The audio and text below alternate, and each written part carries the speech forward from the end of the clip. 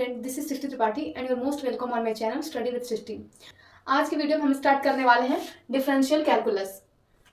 BSc first semester का हम differential calculus start करने वाले हैं। चलिए हम फर्स्ट चैप्टर स्टार्ट करते हैं, लिमिट एंड कंटिन्यूटी। तो चलिए देख लेते हैं कि सीक्वेंस क्या होता है।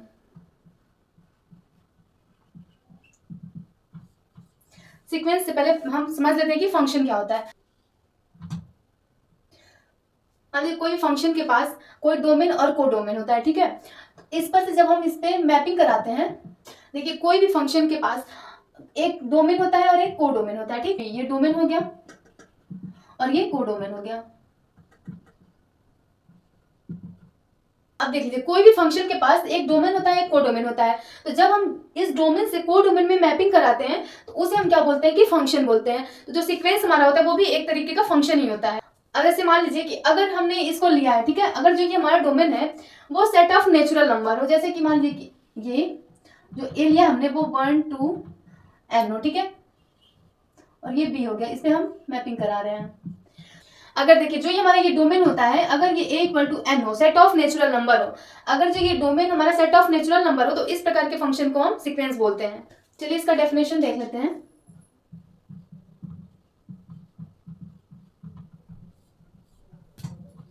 A mapping f from n tends to b is called as sequence। मतलब हम क्या समझे कि ये जो सीक्वेंस है वो ऐसे प्रकार का फंक्शन है जिसका जो डोमेन है वो सेट ऑफ नेचुरल नंबर है। तो मतलब किसी भी फंक्शन के पास अगर ये जो हमारा डोमेन होता है वो सेट ऑफ नेचुरल नंबर हो तो उससे हम क्या बोलते हैं कि वो सीक्वेंस है। अब देखिए अगर ये जो को डोमेन है, अगर को डोमेन के पास रियल नंबर हो तो हम क्या बोलते हैं कि वो हमारा रियल सीक्वेंस होगा। अगर को डोमेन के पास रैशनल नंबर हो तो वो हमारा क्या होगा, रैशनल सीक्वेंस। इरेशनल हो तो इरेशनल सीक्वेंस होता है।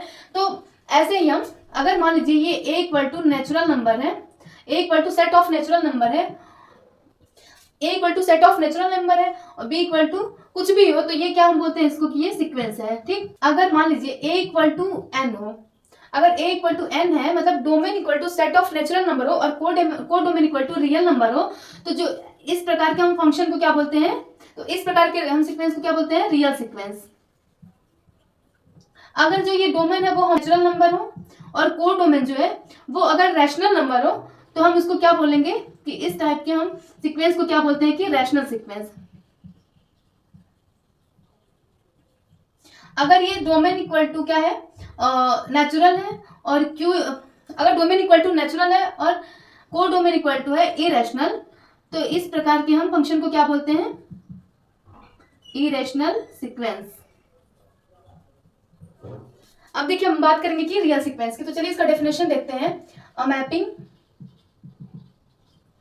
f from n tends to r is said to be real sequence.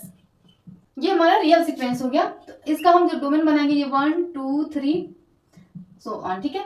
ये सेट ऑफ नेचुरल नंबर होना चाहिए और ये हमारा सेट ऑफ रियल नंबर होना चाहिए, f1 f2 f3 fn, ठीक है। ये सेट ऑफ रियल नंबर होना चाहिए। तो ये f1 f2 f3 and so on are elements of sequence and fn is element of nth sequence.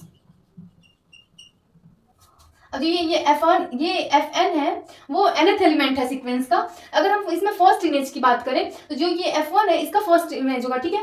और ऐसे ही तो जो ये fn है वो nth सीक्वेंस का एलिमेंट। जितने भी एलिमेंट को डोमेन के एलिमेंट हैं वो हमारे सीक्वेंस में आ जाएंगे और ऐसे एलिमेंट को हम क्या बोलेंगे कि रेंज ऑफ सीक्वेंस। और उससे अगर हम सेट में डिनोट कर देंगे तो वो हमारा क्या होगा कि रेंज सेट होगा। अब सीक्वेंस का जो सिंबल क्या है कि the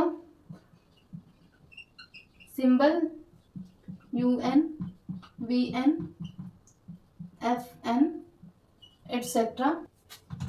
are used to denote a sequence। पूरा ध्यान से सुन लेते हैं कि फंक्शन किसे कहते हैं। कि किसी भी फंक्शन के पास एक डोमेन होता है और एक को डोमेन होता है। तो जब हम डोमेन से को डोमेन में मैपिंग कराते हैं तो इसे हम क्या बोलते हैं कि फंक्शन। और अगर और डोमेन की जगह पर हम सेट ऑफ नेचुरल नंबर ले लेते हैं तो इसे हम क्या बोलते हैं कि ये सीक्वेंस है।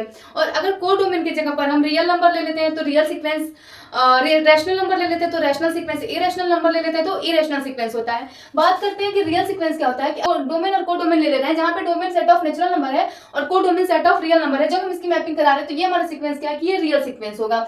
तो ये क्या है कि अगर f1, f2, f3 are elements of sequence है, वो nth सीक्वेंस है एलिमेंट का। और इसका सिंपल क्या है, un vn fn। हम सीक्वेंस को हम un vn fn या फिर xn yn zn कुछ भी ले सकते हैं और इसको हम डिनोट कर सकते हैं और इसको हम ऐसे क्लोज करते हैं, ठीक है। तो आज के वीडियो में बस इतना ही, फिर मिलेंगे कल नए वीडियो के साथ। आई होप आप लोगों को वीडियो पसंद आया होगा और कल हम पूरा इसका एग्जाम्पल करेंगे। कल के वीडियो में हम इसका एग्जाम्पल करेंगे। तो आज के लिए बस इतना ही, फिर मिलेंगे कल नए वीडियो के साथ। आई होप आप लोग को वीडियो पसंद आया होगा। Thanks for watching my video.